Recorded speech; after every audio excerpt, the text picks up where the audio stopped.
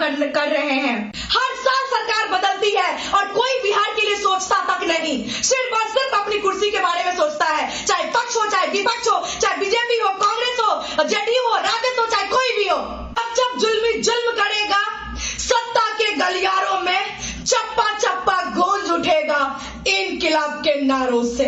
किसी भी सरकार में मीडिया की आवाजों को दबाने का मतलब हुआ जनता की आवाजों का दबाने का काम करना।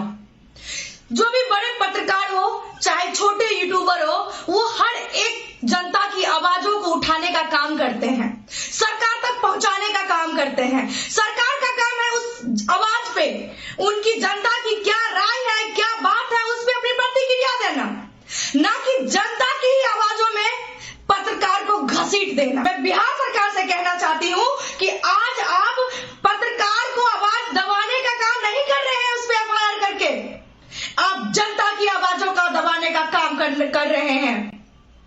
आज क्यों नहीं? हर चीज पे आप लोग बोलते हैं गलत है, ये गलत है। आखिर आप ही के नेताओं ने तो ट्वीट भी किया था, बड़े बड़े मीडिया वालों ने, बड़े बड़े पत्रकार वालों ने ट्वीट भी किया है। आप सब पे कीजिए, फिर अपने नेता पे कीजिए, आप कीजिए सबों पे। सबकी एक निचोड़ आता है।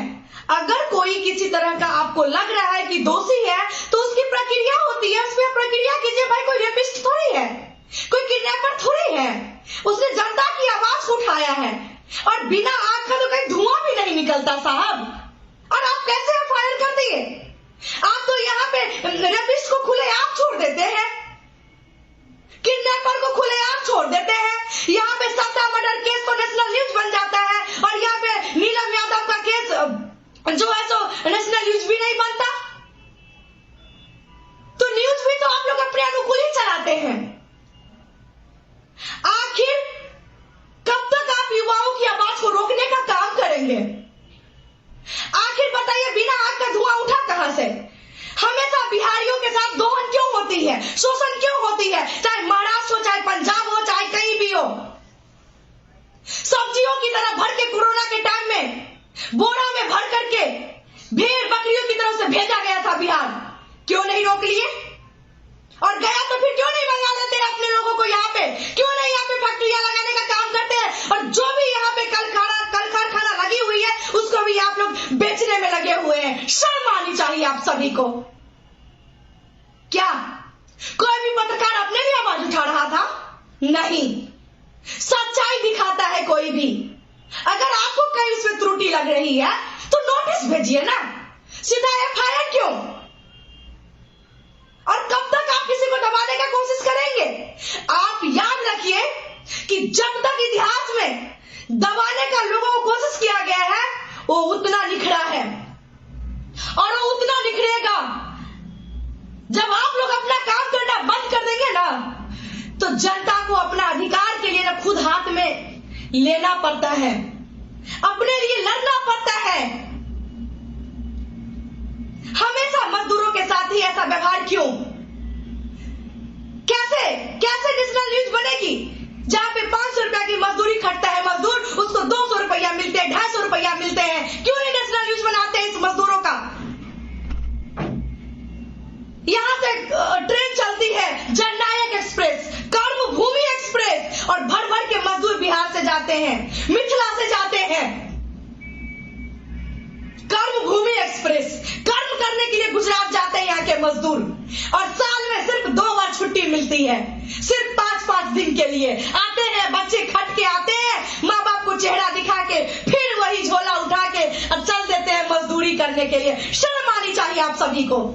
सरकार पलटती रहती है, बदलती रहती है और यहाँ पे लोगों के साथ शोषण दोहन कंटिन्यू चलती रहती है। आप लोगों को तो अपनी कुर्सी संभाल नहीं रही है और आप लोगों को इतना फुर्सत है कि आप ना रेपिस्टों पे एफआईआर कर सकते हैं। अभी बांका डिस्ट्रिक्ट में रजौन गांव की बेटी 22 महीना की लड़की के साथ रेप किया है 40 वर्ष के पुरुष ने। दरिंदों ने अपने हवस का शिकार बनाया। क्यों नहीं ट्वीट किया आपने? क्यों नहीं ट्वीट किया? फुर्सत नहीं मिली थी कुर्सी बचाने के चक्कर में? शर्म आनी चाहिए आपको। और कोई पत्रकार आवाज उठा रहा है, कोई बोल रहा है तो उस पर बिना नोटिस का, बिना एफआईआर करके रख देते हैं।